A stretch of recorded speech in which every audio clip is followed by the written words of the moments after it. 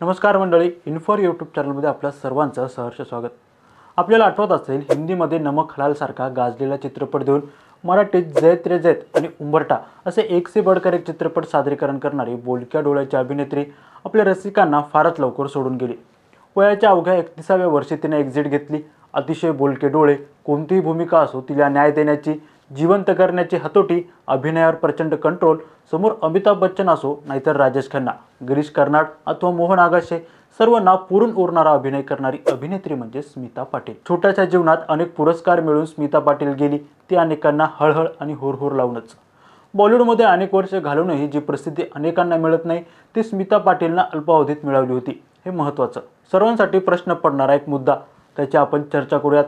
बॉलिवूडचा ज्येष्ठ अभिनेता राज बब्बर आणि स्मिता पाटील यांची लव्ह स्टोरी त्याकाळी खूपच चर्चेत होती, गाजली होती। त्यांची लव्ह स्टोरी भिगी पलकी या सिनेमाच्या सेटवर सुरू झाली।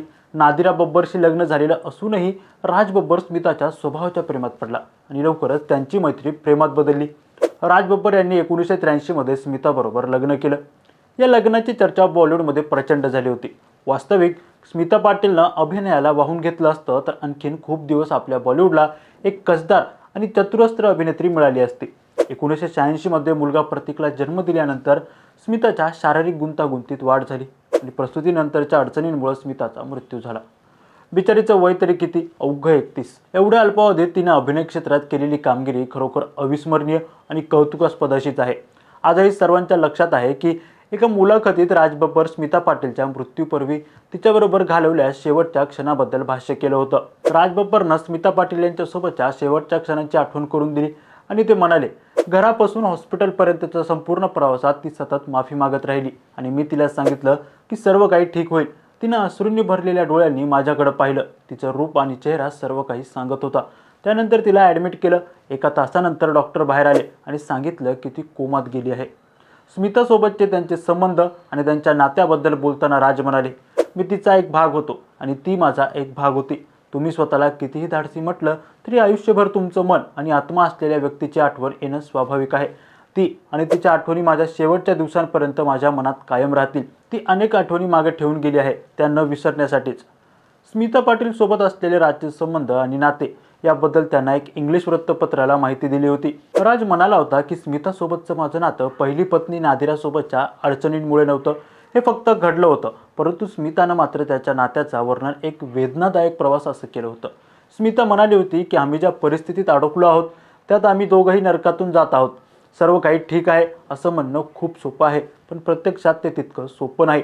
नेहमीच तिच्या बोलण्यात आनंद कमी असायचा आणि त्याला दुःखाची झालर जास्त असायची। राज बब्बरबरोबर तिचा काहीही प्रॉब्लेम नसावा, पण कौटुंबिक जीवनातील ती सुखी नव्हती हे मात्र नक्की। प्रेमात धर्माची भिंत, मराठी अभिनेत्रीच्या लग्नात घरचेच झालेले शत्रू, धर्मांतर करून केलेलं लग्न, पण नंतर झाला पश्चाताप।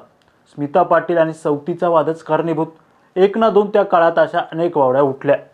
आपल्या अगदी छोट्याशा अभिनय कारकिर्दीमध्ये स्मिता पाटीलनं मराठीसह बॉलिवूड चित्रपटसृष्टीत आपल्या दमदार अभिनयानं सर्वांची मनं जिंकून घेतली होती। वयाच्या 31व्या वर्षी तिचं निधन झालं खरं, पण ती आणि तिचा अभिनय अजरामर ठरला। तिच्या अकाली निधनानं चाहत्यांना मोठा धक्का बसला होता। मात्र स्मिता पाटील यांच्या अर्थ, मंडी, भूमिका, बाजार, गमन अशा अनेक चित्रपटांमधील भूमिकांनी आजही प्रेक्षकांच्या मनात एक वेगळं स्थान निर्माण केलं आहे। अनेक चित्रपटांना मोठे मोठे पुरस्कार देऊनही गौरवण्यात आलं। एवढा बोलका आणि जबरदस्त अभिनय तिच्याकडे होता, पण तो अल्पजीवी ठरणारा होता याची कल्पना तिच्या चाहत्यांना नव्हती।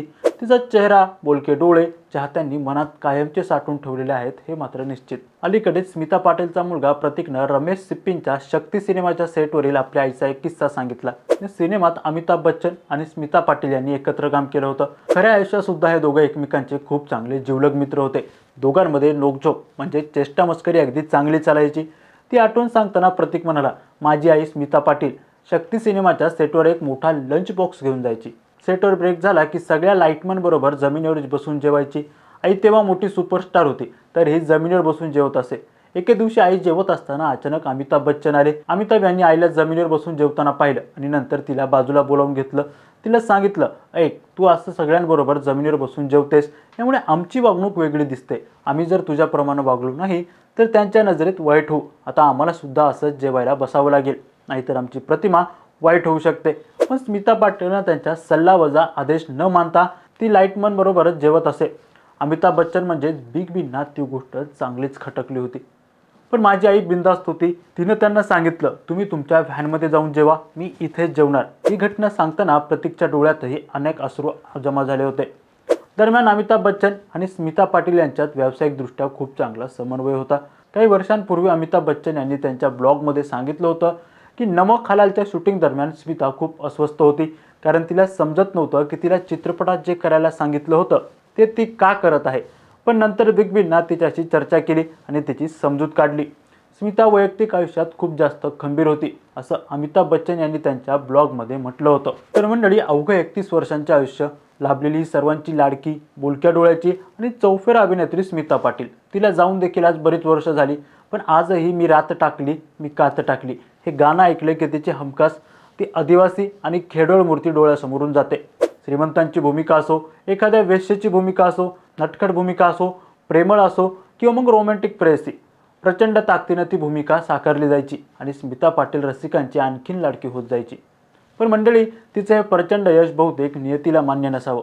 संपूर्ण करिअर आणि अभिनय खुलत असतानाच अचानक नियतीनं घाला घातला आणि करोडो दिलांची धडकन स्मिता पाटीलला आपल्यातून अलगद उचलून नेलं. अशा या बिनधास्त, दिलखुलास आणि अभिनयाचा खजाना घेऊन जन्माला आलेल्या कसदार अभिनेत्रीला मानाचा मुजरा. मंडळी, आजचा व्हिडिओ कसा वाटला हे कमेंट करून नक्की कळवा आणि आमचं चॅनल इन्फॉरीला लाईक, सबस्क्राईब आणि शेअर करायला विसरू नका. तुर्तास खूप खूप धन्यवाद.